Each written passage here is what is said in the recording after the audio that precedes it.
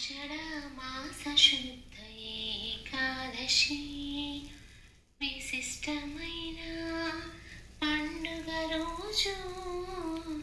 ఆషాఢమాస శుద్ధ ఏకాదశి.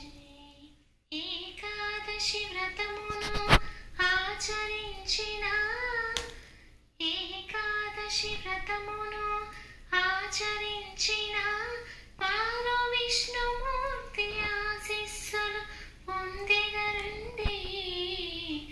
ఆషాఢమాస శుద్ధ ఏకాదశి విశిష్టమైన పండుగ రోజు. పాలకడలిలోన శేష తల్పము పైన పాలకడలిలోన శేష తల్పము పైన విష్ణుమూర్తి నిద్రలోకి వెళ్ళిన రోజు.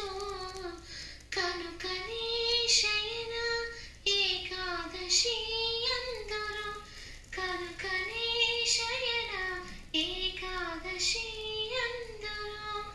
ఆషాఢమాస శుద్ధ ఏకాదశి విశిష్టమైన పండుగ రోజు. ఆషాఢమాస శుద్ధ ఏకాదశి. తొలి ఏకాదశి రోజున విష్ణుమూర్తిని తులసీ దళములతో పూజించిన సహస్రనామ పారాయణం చేసిన తొలగునులే పాపాలు కలుగునులే శుభాలు. తొలగునులే పాపాలు కలుగునులే శుభాలు. ఆషాఢమాస శుద్ధ ఏకాదశి విశిష్టమైన పండుగ రోజు.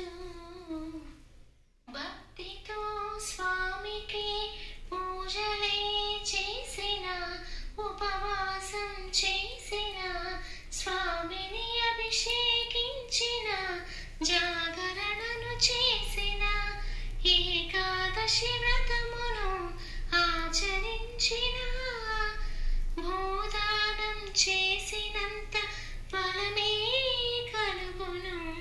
భూదానం చేసినంత ఫలమే కలుగును.